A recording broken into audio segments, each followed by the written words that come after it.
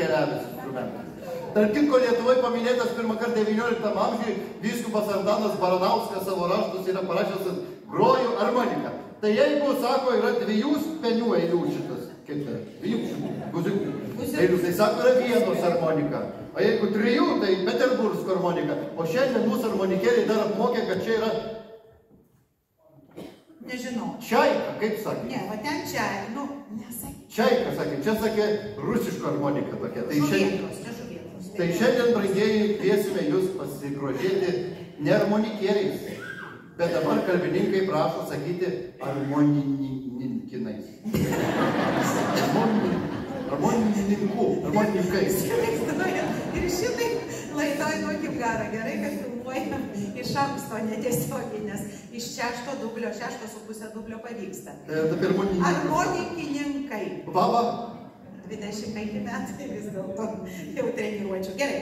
Kretingos rajono kultūros centro armonikininkų ansamblis, kuriam vadovauja Vytautas Kubilinskas, susibūrė kolektyvas 1999 metais, bet tuomet buvo folkloro ansamblis Gervelė ir ten 3 armonikomis grojantis muzikantai.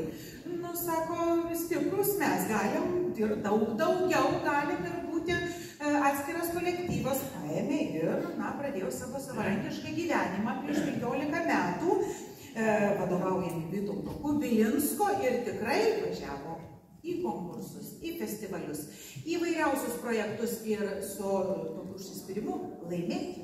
Žiūrėkit, 12 metais dalyvavo Žemaitijos tradicinėje liaudiškų kapelų ir armonikinų šventėje jo armonininką. Telšiuose laimėjo 1 vietą. Paplaukim už tai. 16 metais dalyvavo populiarioj televizijos laidoj Duokim garo. Nežinau tokios laidos Duokim garo. Ir 16 pačiais metais nuvyko į Estiją pristatyti savo instrumentų. Dar kitko 17 dar išvažiavo į Šiaulius ant Rubežiaus pagrot. Na, o šiandien jau jie atvykę čia grot Žemaitį pas mus. Ar laukėt jų? Sakyk.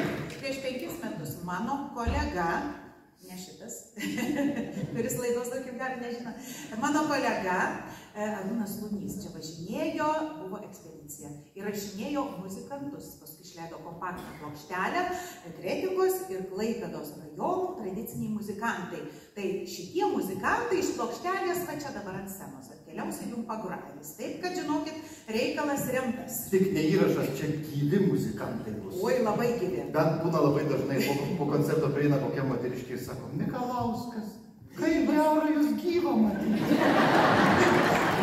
Gyvi armonininkinai, prašau, brangieji.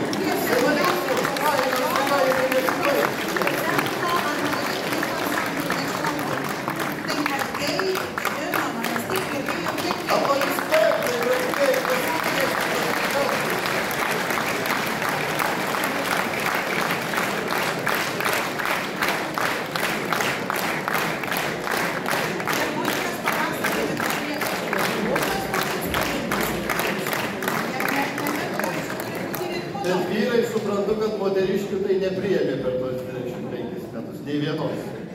Ar buvo vyrai kada nors kokie moteriškė pas jūs ansamblį? Buvo? Sakot, gadino reikalą, tai išmanėt. Gerai. Man užkulisiuose irgi sakys, galėjau ir vienas pačiai. 3 nuostabūs harmonikom skambantis kūriniai. Pasiklausykime.